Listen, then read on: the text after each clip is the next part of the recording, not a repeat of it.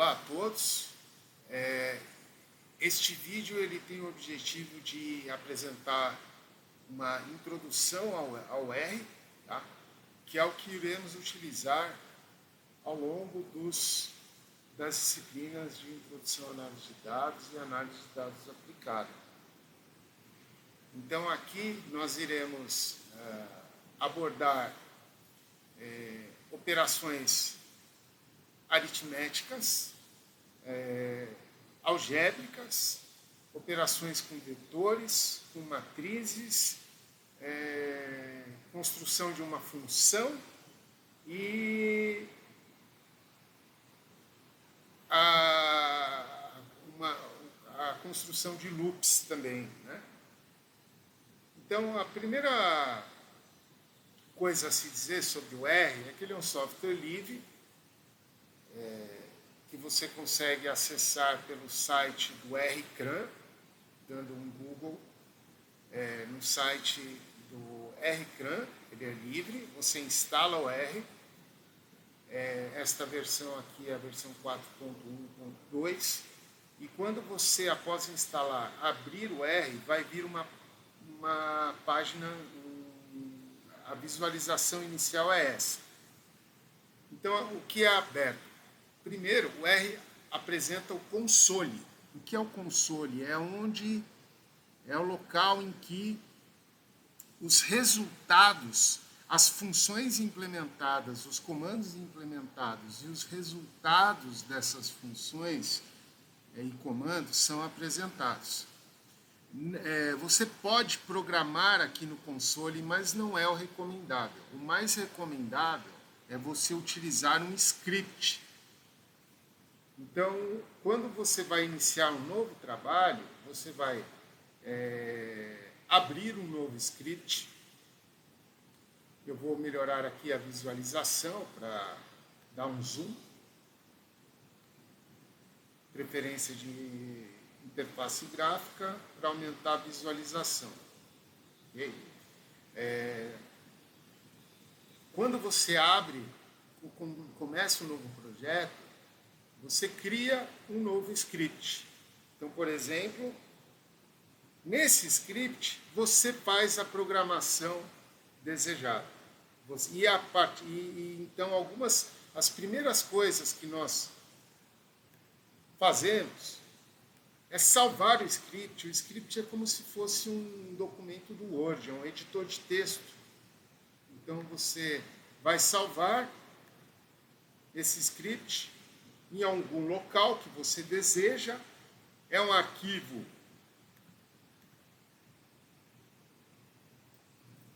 que vai terminar com .r. Tá? É recomendável você salvar o arquivo como .r, às vezes facilita. Não é obrigatório, porque é o tipo, ele vem como arquivos R. Então, quer dizer, eles são terminação em R, você salva. E aí você faz uma edição qualquer nesse script, vai salvar.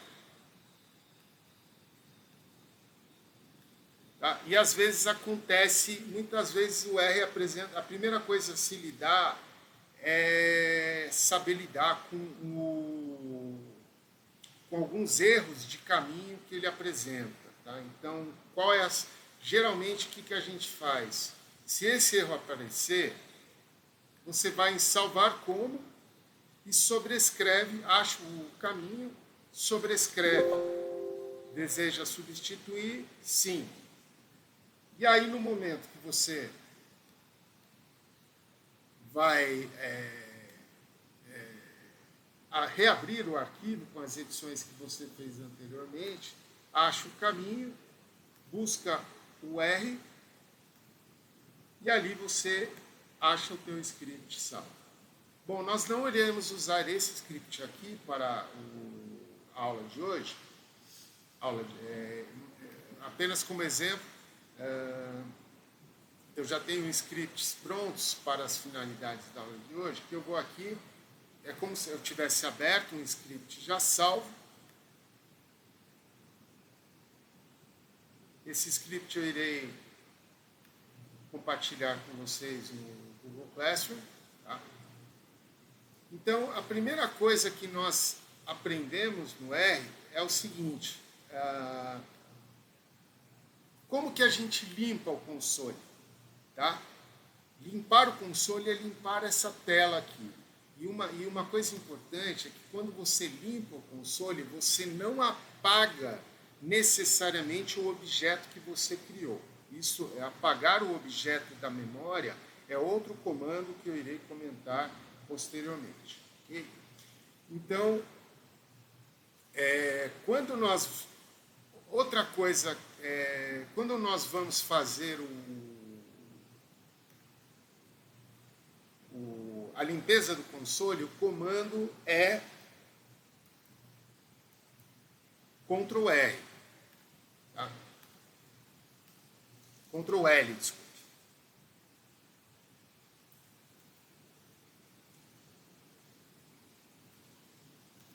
Então, nós selecionamos o comando escrito e fazemos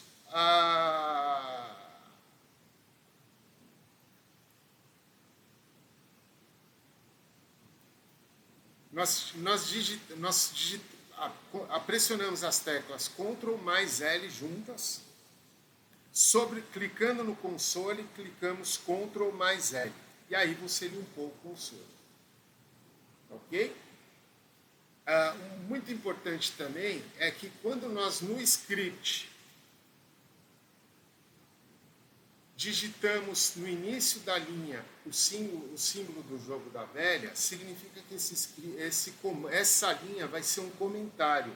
Ela não vai ser entendida como um código de programação, apenas um comentário que você deseja inserir sobre o código. O segundo comando importante é o Ctrl mais R. Então, o Ctrl R vai executar as linhas de comando selecionadas no script e vai executar essas linhas no console. Uma atenção também importante quanto à limpeza do console, não confundir o L com o algarismo 1, tá? Às vezes essa confusão ocorre, note a diferença do L para o 1, ok? Então vamos aqui começar a mexer com operações aritméticas básicas no R. Então veja que essas três linhas aqui são comentários. Se eu selecionar essas três linhas e pressionar Ctrl mais R, ele vai imprimir essas linhas no console, mas não vai apresentar nenhum resultado. Por quê? Porque ele entende que isso aí é um comentário. Agora eu desejo realmente, agora a gente vai, isso é para dar essa introdução no sentido de símbolos aí, tá? Agora vamos mexer com operações aritméticas básicas. Quando eu quero fazer operações aritméticas básicas, vamos começar com soma e subtração. Tá? Por exemplo, a conta básica 2 mais 2. Aqui eu estou perguntando, qual é o resultado da soma 2 e 2? 2 mais 2. Então eu vou selecionar o 2 mais 2, tá? Eu digito 2 mais 2, seleciono, pressiono Ctrl mais R, ele apresenta as linhas de comando, que é o 2 mais 2, e embaixo ele apresenta o resultado da operação. Note que esse número 1 aqui, ele está associado a um índice de um vetor, quer dizer, o resultado é apresentado dentro de um vetor com uma linha e apenas uma coluna. Então, quer dizer, aqui ele tem um vetor de um único elemento, que o resultado é 4.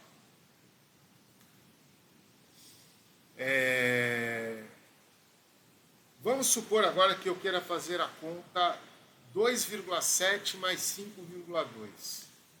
Como que eu faço isso no R? O R entende que os decimais são separados por ponto.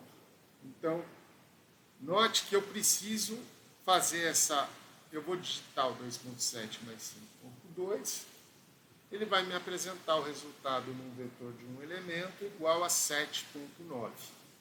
Agora, se eu digitar com a vírgula, vai me apresentar um erro. Ele não vai compreender, ele vai dizer que essa vírgula aqui não é o elemento esperado, não vai apresentar o resultado. Então, você tem que usar o separador de decimais por ponto. Uma subtração, por exemplo, qual é o resultado de 5 menos 4? Ele vai apresentar, aqui é o comentário, porque é o enunciado do que eu pretendo fazer. Os enunciados não são obrigatórios nesses casos, mas apenas para fim de ilustrar o que deixar mais claro o que está sendo feito. Então, o resultado aqui ele vai imprimir o comando e vai, se não houver erro, ele vai apresentar o resultado aqui embaixo.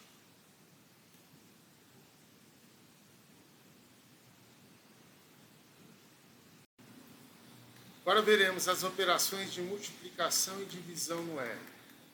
Por exemplo, se eu quiser fazer a conta 2 vezes 3, qual é o resultado? Eu vou usar o operador asterisco para a multiplicação.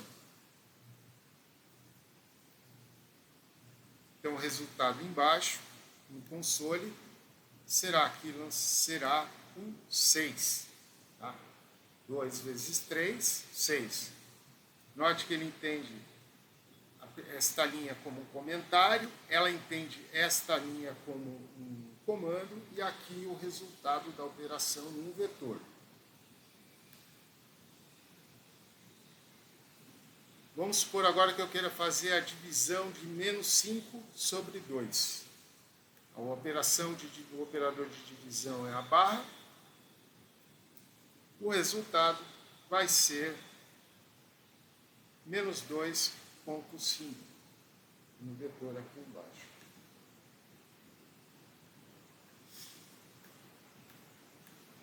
Agora uma operação de divisão com decimais.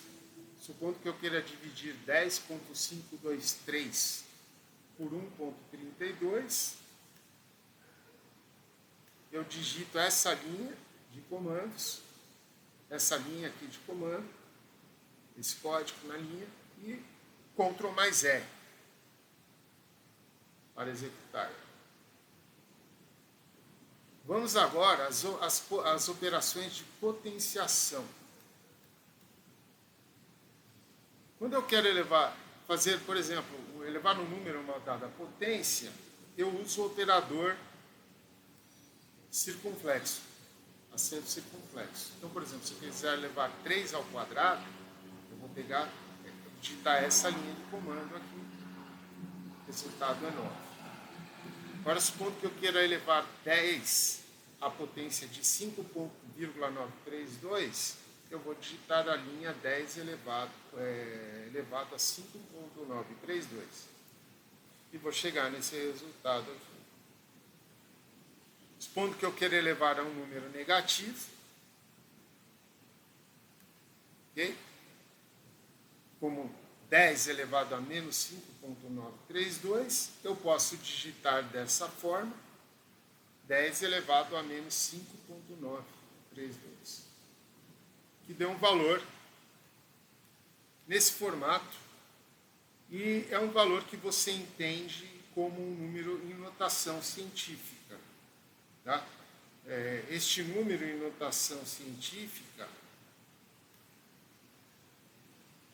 equivale a este valor aqui. Ok? Então você tem 6 casas, e na menos 0,6 significa que após esse número, a partir este ponto aqui vai andar 6 casas para o lado esquerdo. Então o resultado que você tem seria um ponto aqui, ó, seria 1, 2, 3, 4, 5, 6. E aí chegou nesse valor aqui. Uma outra forma de também fazer a potenciação, até mais recomendável, é utilizar o parênteses. para evitar uma confusão aí com os sinais, tá? Então você pode colocar entre parênteses o menos 5.932 e vai chegar no mesmo resultado. Geralmente é mais recomendável utilizar essa forma que essa. Pelo menos eu prefiro. Vamos fazer algumas operações agora de radiciação. Bom, supondo que eu queira tirar a raiz quadrada de 16. Eu posso usar a função sqrt, que ela na verdade ela é a abreviação de square root, raiz quadrada. Veja que eu posso colocar um comentário após a linha de comando. Ele vai entender square, ele vai entender o square, ele vai entender este comando, esse código como um comando e vai entender esse código como um comentário. Então, veja que ele me apresentou o resultado 4 e não apresentou o erro aqui de square root. Não apresentou o erro por eu ter escrito um texto aqui. Agora, se eu não tivesse utilizado esse comentário aqui, ele vai apresentar um erro porque ele não está esperando esse que é square. Ele não entende. Ele não entende. Então, eu devolvo aqui o símbolo de comentário. Uma alternativa também é elevar a radiciação, é a potenciação do inverso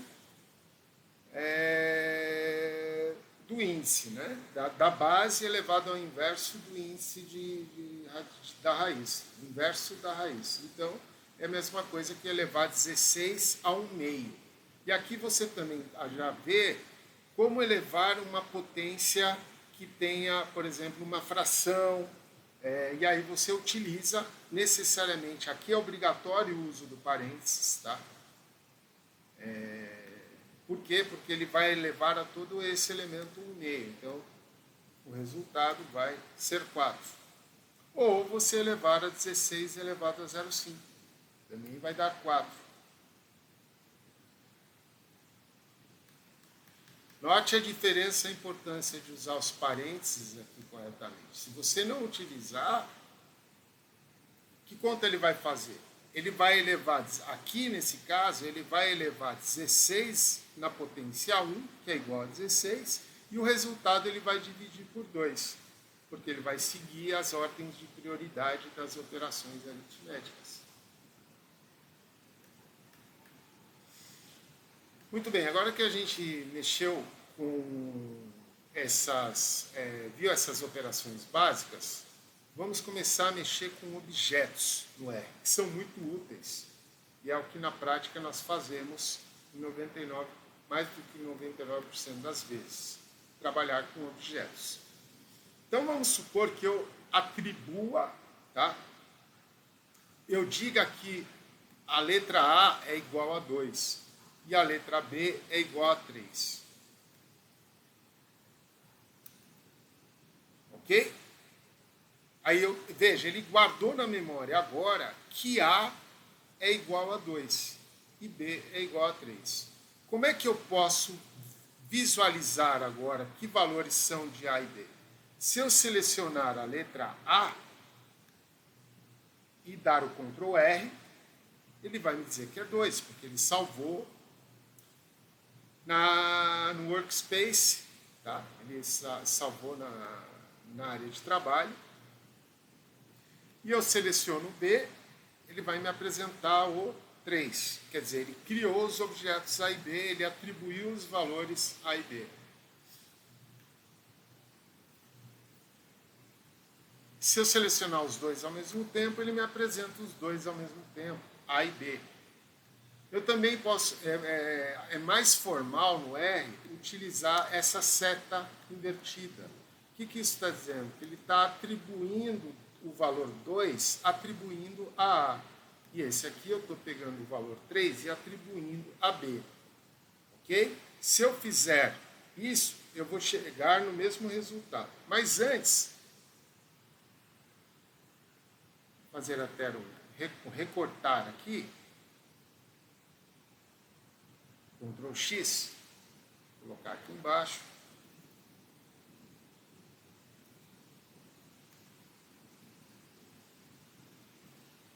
Mas antes vamos aprender a limpar já. Limpar a área de trabalho de objetos selecionados. Quer dizer, se eu quiser apagar esse objeto, veja bem, é diferente apagar o objeto do que limpar o console. Aqui eu vou primeiro limpar o console, Ctrl L, como aprendemos lá no início. Mas eu limpei o console, mas se eu selecionar o A e der Ctrl R, ele continua guardando lá. E o B também, ele continua guardado lá. Agora, supondo que eu queira economizar espaço na minha memória, e eu queira limpar a área de trabalho desses objetos. Então, qual a função que a gente utiliza? A gente utiliza a função rm, abre parênteses, A. Quer dizer, aqui eu quero só limpar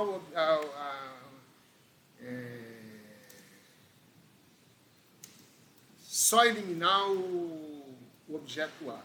É a função remove. RM é a função remove. Tá? Remover. Então eu dou esse comando aqui, ó. Agora, se eu selecionar o A, ele vai dizer que esse objeto não foi encontrado. Quer dizer, ele limpou, ele apagou. Você vai ter que atribuir novamente um valor a A se você quer usar o A como algum objeto. Mas se eu selecionar o B, tá? Ele vai ainda apresentar, pois eu não o limpei. Agora, supondo que eu queira limpar o B, eu vou pegar RM B, e agora eu seleciono o B e ele não encontra mais. Qual a outra alternativa? Uma forma também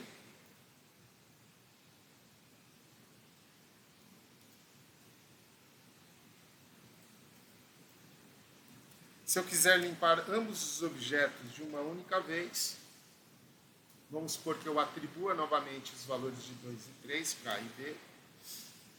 Eu vou pegar A e B, eu vou verificar agora que eles estão novamente atribuídos. Agora eu quero apagá-los de uma única vez. Então eu vou usar RM AB. Peço para B AB. Não estão encontrados. Ok, pessoal? Isso é muito importante. Por que a função remove é importante? Bom, aqui você tem um único algarismo que ocupa a memória quase nula, quase nenhuma memória. Mas quando você trabalha com códigos com objetos muito grandes, pesados, com grandes matrizes, com big data, muitas linhas, muitas colunas, começa a acumular um conjunto de objetos na tua memória que pode esses objetos eles vão ficar salvos na memória RAM. Então, a capacidade do seu computador de executar novos comandos pode ficar comprometida. Tá? Então, por exemplo, qual o tamanho do objeto A e do objeto B? Eu posso calcular isso. Então, eu vou atribuir novamente A e B.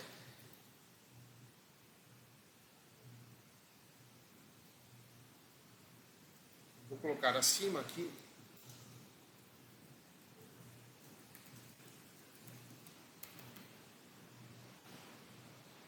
A gente usa a função size. Qual é o tamanho do objeto A? Size.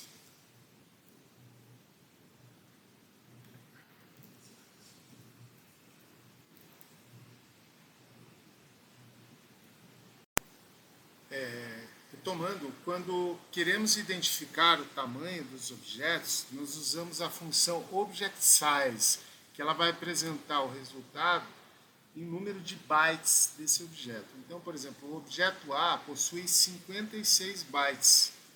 Se eu quiser saber o tamanho do objeto B,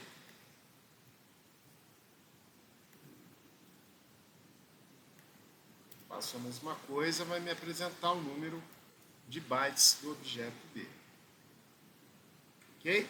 Então, muitas vezes, aqui é um número muito pequeno de bytes, mas quando nós estamos trabalhando com Big Data, isso pode se tornar um grande problema e pode se tornar um problema significativo que precisamos, durante a execução de um conjunto de cálculos em que um objeto depende de outros anteriores, nós montamos uma sequência em que no meio do processo nós vamos excluindo os objetos já utilizados para não acumular na memória RAM uma grande quantidade de bytes. Tá? Isso é uma estratégia muito importante quando você for mexer com Big Data, com muitos dados, ok? Com dados de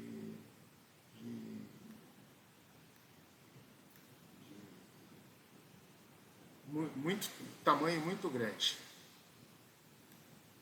ok?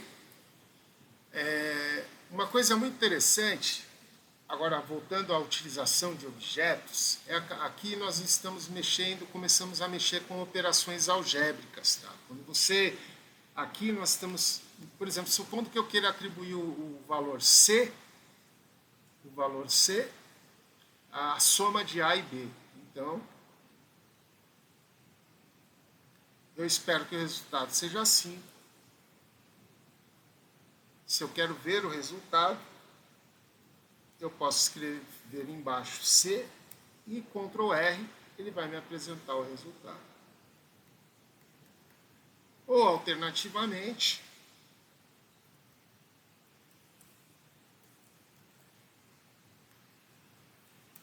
também vai me apresentar o resultado da mesma forma. Um objeto D que eu queira atribuir a diferença entre A e B, ele vai me dar o resultado menos 1. Um objeto E que eu queira que seja o produto entre A e B, ele vai me apresentar o resultado 6. Um objeto F que eu desejo que seja a razão entre A e B, ele vai me apresentar o resultado 0,66 dízima periódica. Um resultado G, que eu desejo que seja a potenciação de A elevado a B, ele vai me apresentar o resultado 8. Um resultado H, que seja A elevado a menos B,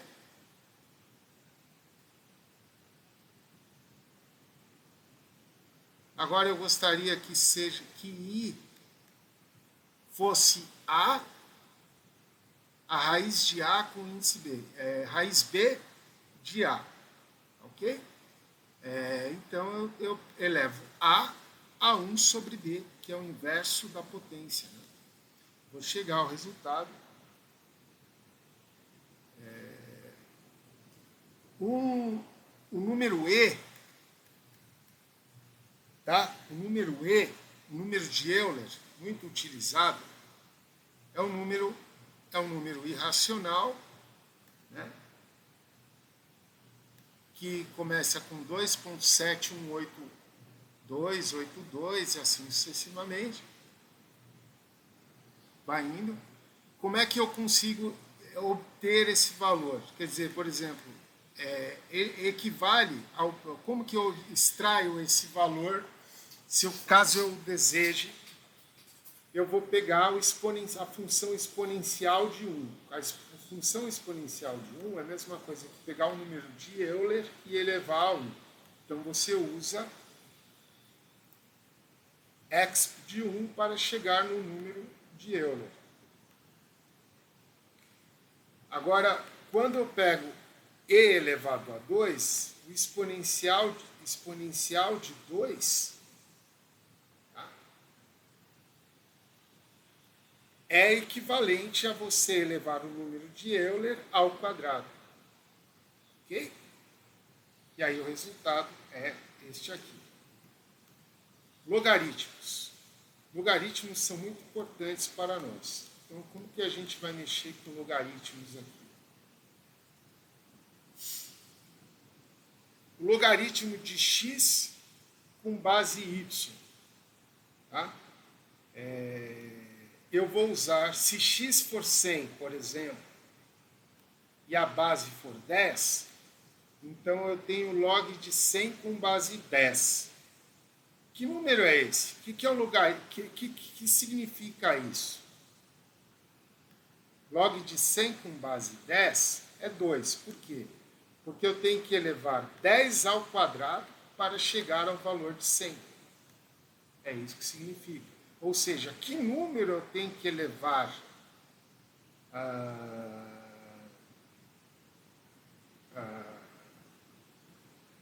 a base do logaritmo para chegar no logaritmando, no 100. Eu tenho que elevar essa base 10 a 1.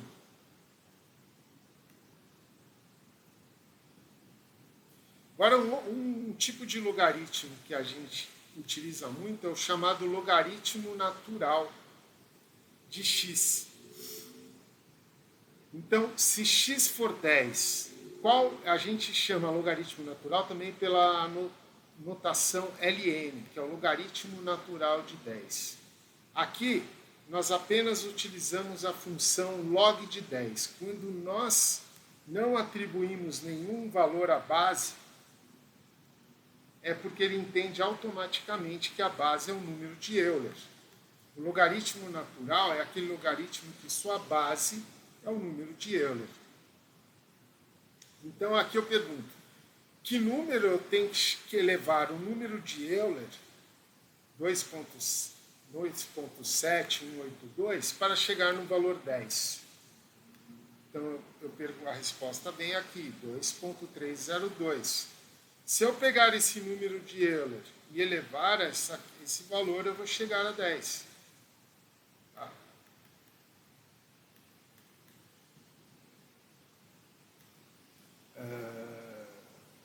Então, na realidade, o valor de número de Euler elevado a esse valor aqui, eu chego a 10. Quer dizer, o logaritmo natural de 10 é 2.302585.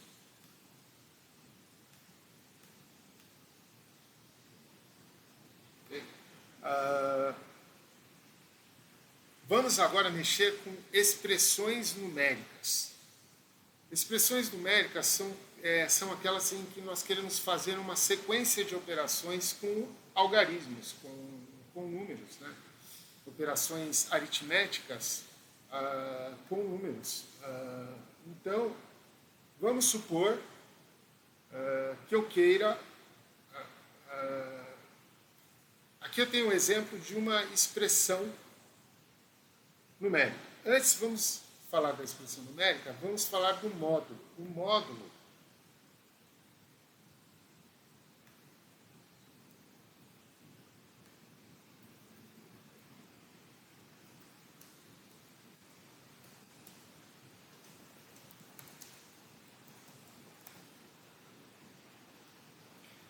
é o valor absoluto de um número. Então, quer dizer, a gente, por exemplo, quando a gente vai fazer a notação, normalmente a gente utiliza esse número aqui. Por exemplo, o módulo de 7, a gente fala que é igual a isso aqui. Como que nós calculamos? Usamos a função absoluto de 7, que vai ser o 7. Qual o módulo de menos 7?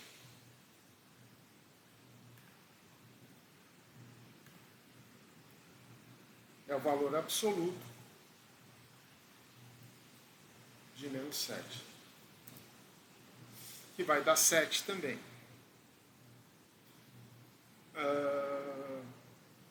Então, vamos supor agora que eu quero fazer algumas expressões do tipo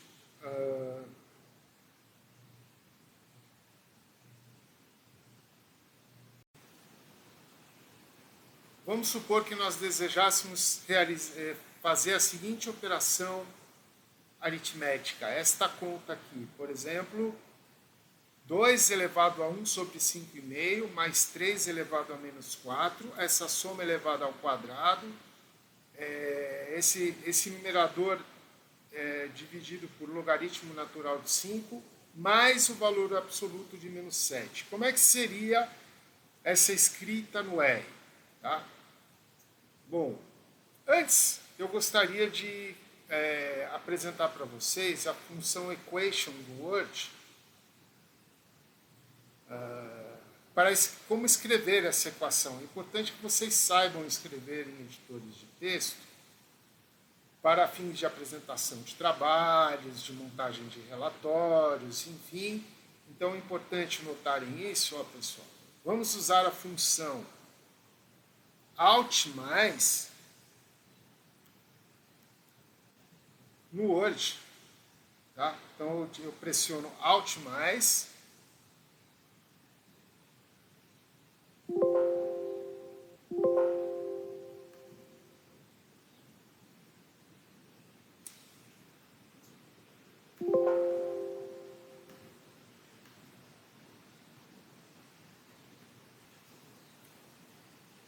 então eu pressiono as teclas Alt e igual ao mesmo tempo. Vai aparecer essa caixinha aqui em que você vai digitar a equação. Então, por exemplo, eu vou digitar 2 elevado a 1 entre parênteses sobre 5,5, dou um Enter, mais 3 elevado a menos 4, boto entre parênteses, elevo ao quadrado, divido pelo ln, logaritmo natural de 5, dou um Enter de novo, mais o valor absoluto, entre barras, de menos 7.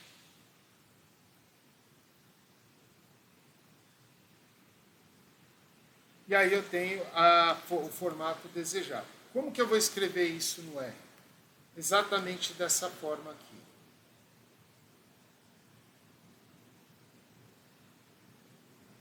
Note a sequência.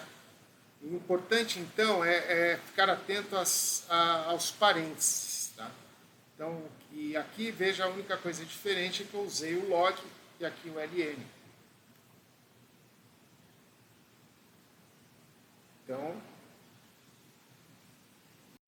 Então, implementando a expressão construída no formato do R, a expressão numérica no formato do R, selecionamos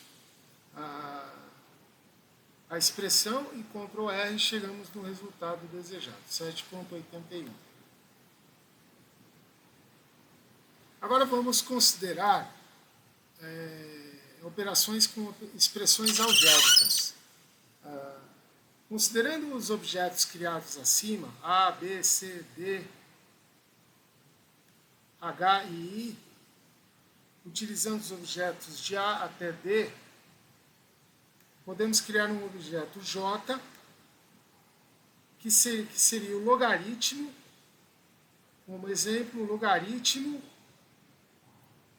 do quadrado da soma de A e B, multiplicado por C elevado a 1 sobre D. E aqui chegamos ao resultado de J, o objeto fica 0,6437.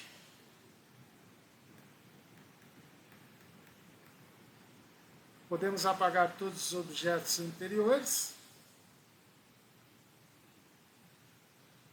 e já não estão mais na memória RAM do computador.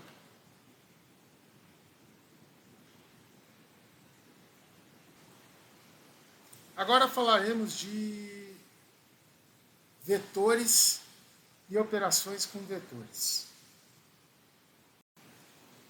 Inicialmente, vamos considerar dois vetores, vetor A e vetor B.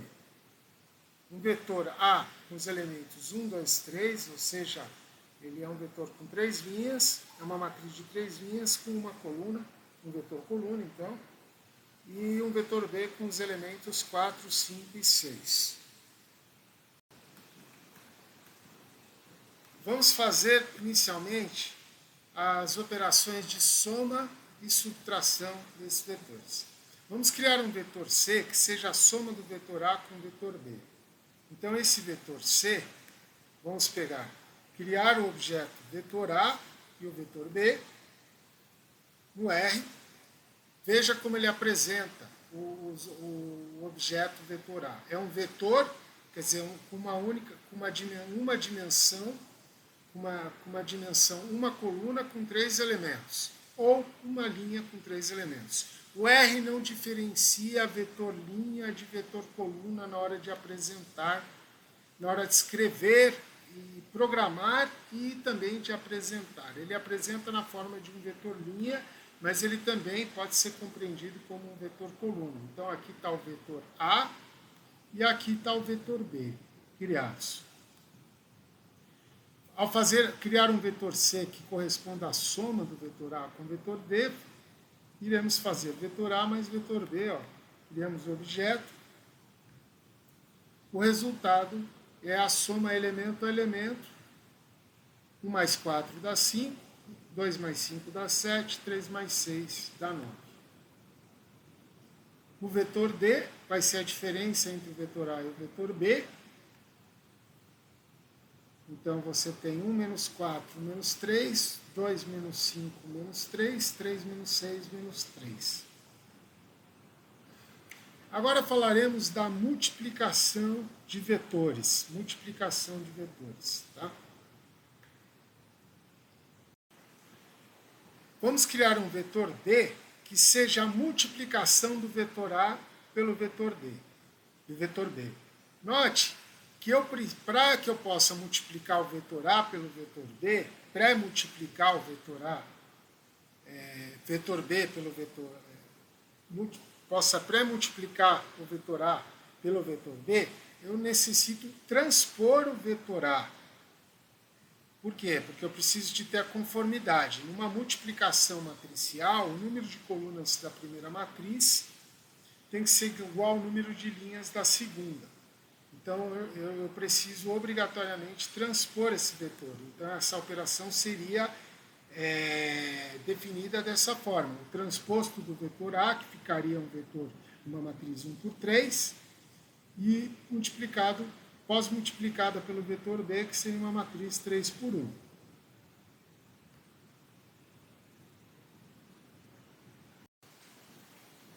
Então, essa multiplicação do vetor A pelo vetor B é escrita da seguinte forma. Transposto do vetor A, multiplicado pelo vetor B, chega-se ao valor de 32. Ou seja, o resultado de uma multiplicação matricial é o número de linhas da primeira matriz e o número de colunas da segunda, ou seja, um escalar 32. Ok? Então, porque isso corresponde a 1 multiplicado por 4, mais 2 multiplicado por 5, mais 3 multiplicado por 6. Esse resultado é obtido no R a partir do operador de multiplicação matricial, que é percentual, asterisco percentual, e o resultado esperado é 32. Veja que não foi necessário aqui fazer a transposição do vetor A. Eu pude trabalhar com ele, pude implementar ele dessa forma, sem necessidade de transpor, porque o R identifica a necessidade de transposição automaticamente. Ele não diferencia, nesse caso, vetor linha de vetor coluna, ele já deixa em conformidade.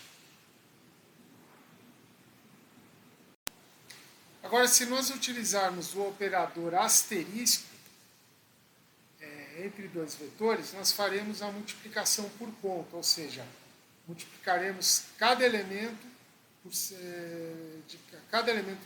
do vetor pela respectivo elemento da mesma ordem, que esteja na mesma posição do outro vetor. Então, no caso do vetor A multiplicado pelo vetor B, teremos 4, 10 e 18. Considerando que o vetor A é 1, 2, 3, o vetor B é 4, 5, 6, então 1 vezes 4 dá 4, 2 vezes 5 dá 10, 18 vezes 3 vezes 6 dá 18. Outro tipo de operação importante é a multiplicação por escalar. Quando eu multiplico, o vetor G seria a multiplicação do escalar 10 pelo vetor A. Então, o que ele vai fazer? Ele vai pegar todos os elementos do vetor A e multiplicar por 10. Então, teremos 10, 20, 30. Eu também posso fazer a potenciação do vetor por elevar cada elemento do vetor a um dado índice. No caso, se eu elevar cada elemento do vetor A ao quadrado, o vetor H me chega a 1, 4 e 9. Ou seja, 1 ao quadrado 1, 2 ao quadrado 4, 3 ao quadrado 1.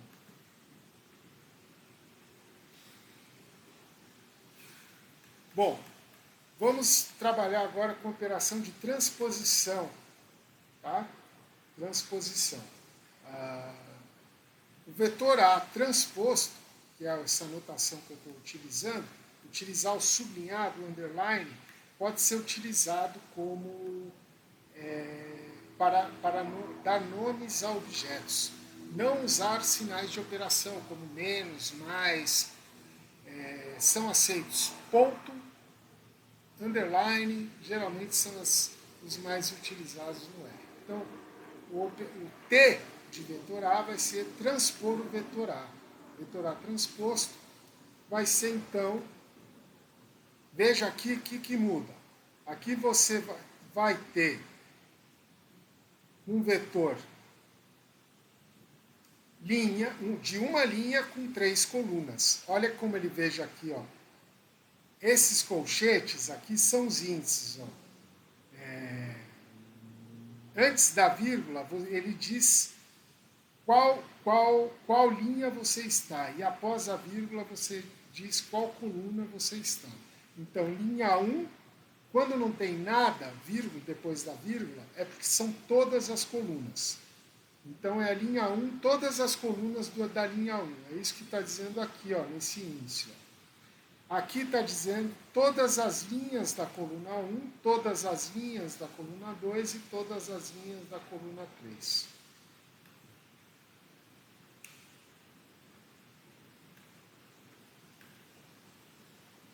Então, quando eu multiplico o vetor A transposto pelo vetor B, eu chego no objeto vetor I, eu também chego a 32. Qual a diferença encontrada entre esse resultado e o anterior? Numericamente é o mesmo. Eu cheguei no mesmo valor, 32. No entanto, aqui ele me apresentou o resultado num objeto de forma de matriz. Note que aqui ele dá o índice da linha e aqui ele dá o índice da coluna. Então, aqui eu tenho todas as colunas da linha 1 e aqui eu tenho todas as colunas da linha 1 e aqui eu tenho todas as linhas da coluna 1. Note a diferença aqui. Quer dizer, de fato, não há diferença, na verdade, né? Ele está te apresentando o resultado aqui numa matriz também. Mas o que se quer dizer com isso é que o resultado é idêntico. Ou seja, você não precisa transpor o vetor A para chegar no resultado 32 desejado. No R. Agora eu faço um teste lógico. O vetor E é igual ao vetor I. Desculpe, o objeto E é igual ao objeto I. Então, eu uso o teste lógico, que são dois iguais, e ele vai me dizer, ok, isso na verdade é para dizer, é verdadeiro, ou seja, é um teste lógico, os objetos são iguais. Agora a gente vai explorar melhor essa questão aí dos índices de vetores. Então vamos considerar o vetor B. Um vetor, ele apenas tem uma dimensão. Quer dizer, ele tem um índice apenas de uma dimensão, quando ele está em termos do R. Quando o objeto tem apenas uma dimensão no R, ele é um vetor. Tá? Então, qual é... Vamos supor que eu desejo o primeiro elemento do vetor B. Eu vou botar entre colchetes o elemento 1. O número 1, que é o índice do primeiro elemento. Então, vai me dar o 4. O terceiro elemento do vetor B. Eu boto entre colchetes, o número 3, porque eu quero o terceiro elemento. Então, ele vai me dar o 6. Do primeiro, agora supondo que eu queira selecionar do primeiro ao segundo elemento do vetor B. Então, eu vou pegar vetor B entre colchetes de 1. Esse 2 pontos significa até o segundo elemento. 4 e 5. Tá? Agora vamos criar um novo vetor a partir da função sec, que é uma sequência. Ou seja, eu quero uma sequência que vá de 20 até 30 separado por 0,5. Vamos ver.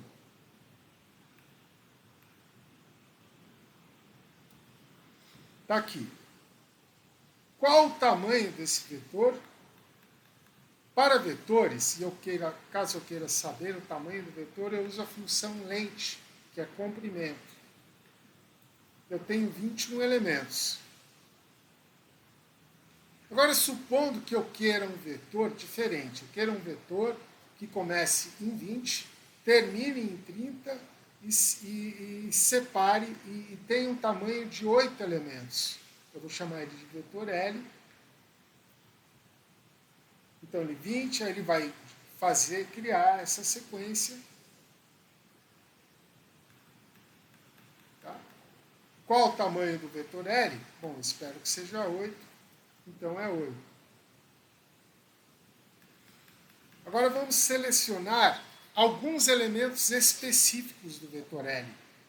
Eu quero, por exemplo, o primeiro, terceiro e o quinto. Então, eu pego o vetor L entre colchetes e dentro desse colchete eu crio um novo vetor que é um vetor de índices. Então, um vetor que tenha os elementos 1, 3 e 5.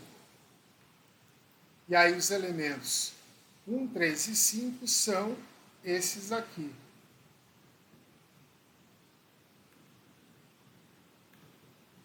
Veja, elemento 1, elemento 3, elemento 5. Agora vamos selecionar do primeiro ao quarto e o sexto até o oitavo. Então eu crio. Quais são esses elementos? Eu pego o vetor L, entre colchetes, defino os elementos que eu quero, dentro de um vetor em que eu tenho do primeiro ao quarto e depois do sexto ao oitavo. Então, aí. Ok?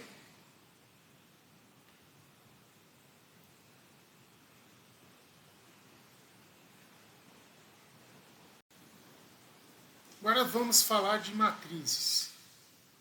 Bom, inicialmente, vamos criar uma sequência de 1 a 9. Sequência A. Ok?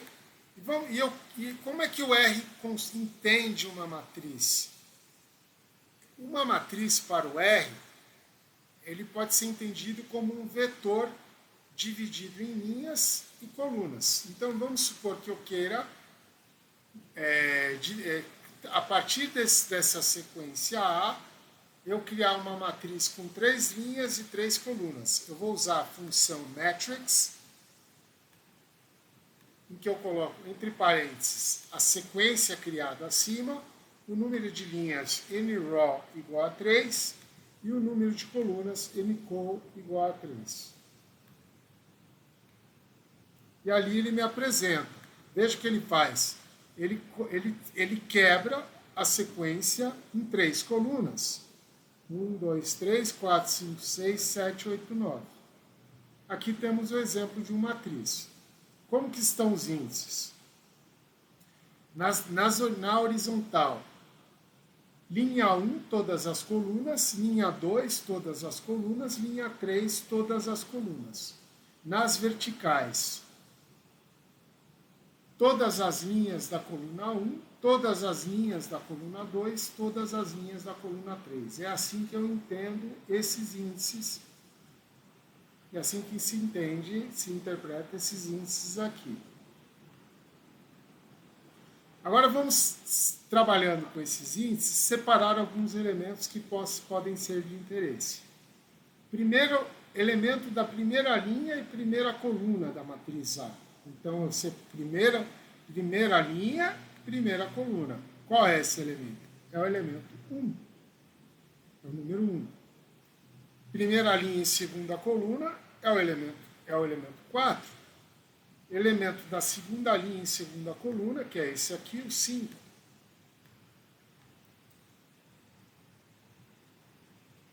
Elemento da segunda linha e segunda coluna, elemento 5.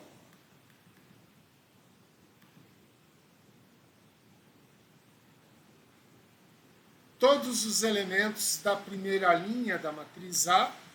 Então, primeira linha, deixo o segundo índice em branco, vazio, que ele vai entender que são todos. Então, é 1, 4, 7. Elementos 1 e 3 da primeira linha da matriz A. Então, eu vou pegar, seleciono matriz A, entre colchetes, que é para definir que eu quero um índice. Primeiro elemento, primeira linha, colunas 1 e 3. Então, eu preciso ter aqui 1, 2, 3 e 7, 8, 9.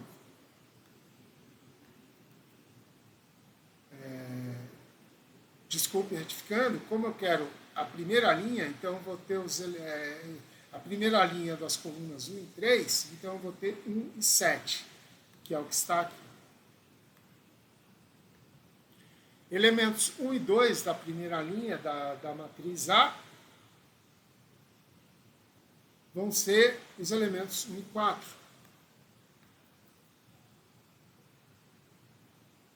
Agora vamos supor que eu queira...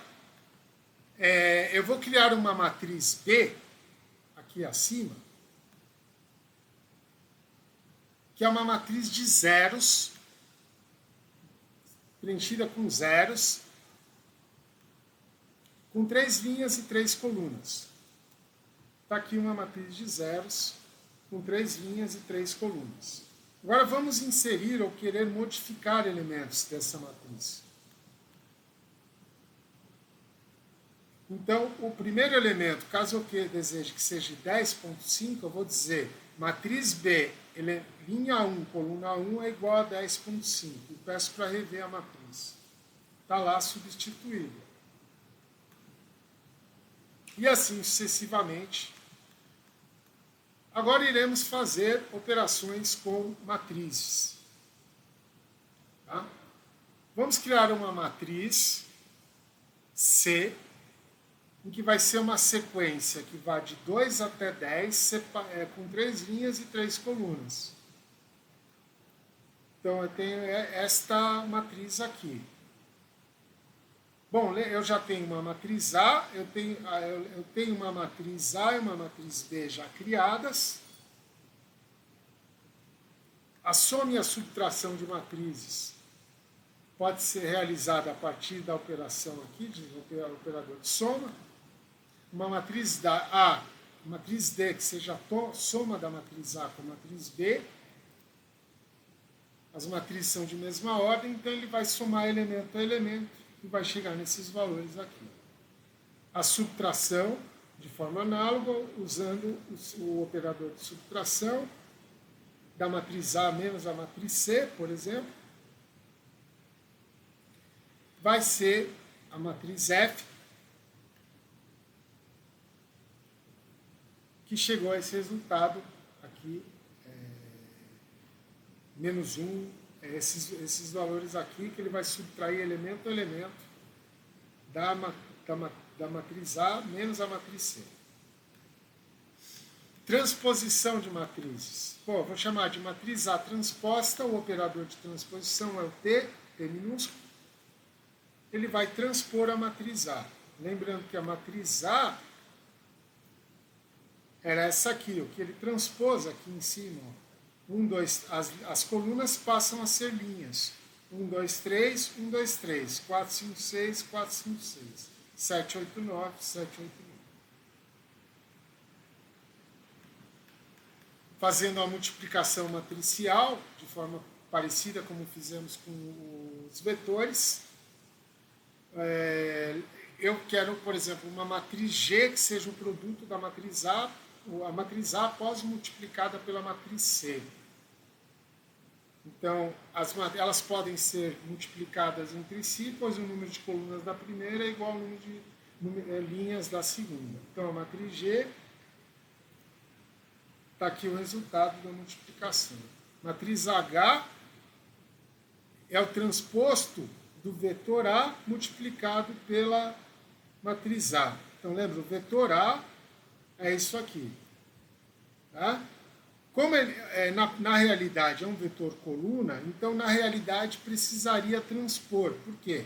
Porque sendo um vetor coluna, é um vetor 3 por 1. E a matriz A é 3 por 3. Então, teoricamente, elas são desconformes. Né? São desconformes. Então, eu precisaria transpor. Então, aí a transposta do vetor A multiplicado pela matriz A daria a matriz H.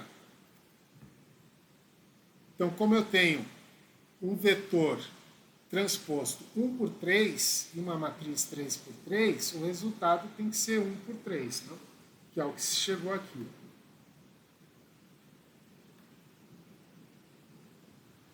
Mas eu não preciso transpor no R, porque o R já identifica isso automaticamente, essa necessidade de transposição, e vai me apresentar o mesmo resultado caso eu não transponha o vetor A. No caso de matrizes, ele não faz automaticamente, você precisa transpor caso não esteja em conformidade. Tá? Por exemplo, vamos pegar uma matriz I que seja uma sequência de 2 até 7, em 3 colunas, em 3 linhas e 2 colunas. Vamos ver a matriz I.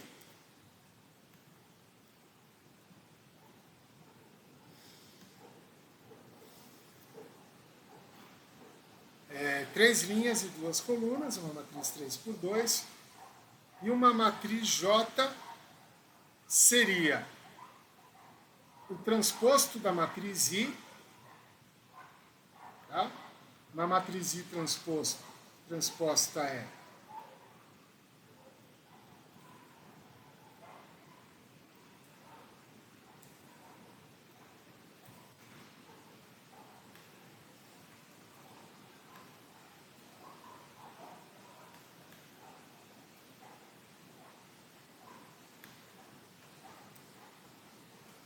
se apresenta aqui, e eu posso multiplicar a matriz I transposta, que é uma matriz 2 por 3, pela matriz A, que é uma matriz 3 por 3.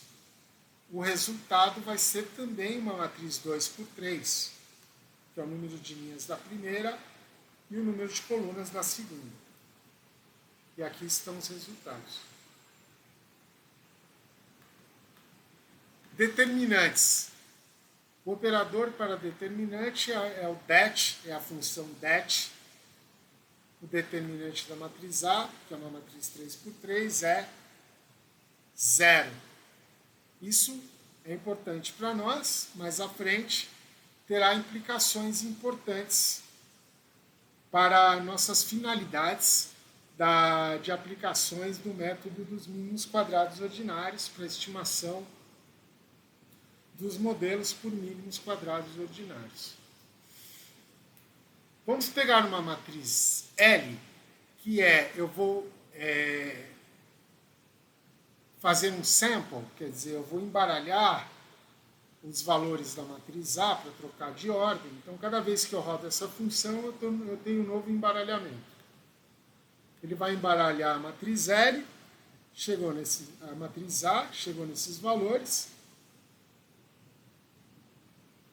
E agora, se eu calcular esse determinante, deu diferente de zero. A pergunta é, por que o determinante da matriz A deu zero? Por que a matriz A, esta aqui, possui uma relação linear exata entre as linhas ou colunas. Então, quando isso existe, o determinante da matriz vai ser zero. E isso tem implicações para a estimação de um modelo de mínimos quadrados, associado ao problema que mais tarde nós chamaremos o problema da multicollinearidade, mas depois dou mais detalhes. Já no caso da matriz L, tá? Esta matriz não possui uma relação linear exata entre duas ou mais linhas ou colunas da matriz. Então, ela tem um determinante não nulo igual a 296 nesse caso.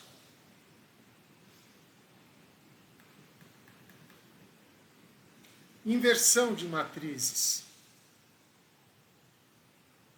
Bom, para inverter uma matriz, tá, nós utilizaremos a função solve. E nesse caso, se eu quiser obter a inversa da matriz A, eu vou usar a função solve para a matriz A. Deu um erro, e a resposta é error in solves default matriz A. Sistema exatamente singular. Quer dizer, o determinante dessa matriz 3 por 3 é zero. Quer dizer, quando uma matriz tem um determinante zero, ela não é invertível. Agora, se eu fizer o mesmo, então, quer dizer, ele não vai conseguir inverter a matriz nesse caso. Já a matriz L, que não é que tem um determinante diferente de zero, eu consigo calcular sua matriz inversa, que está aqui apresentada.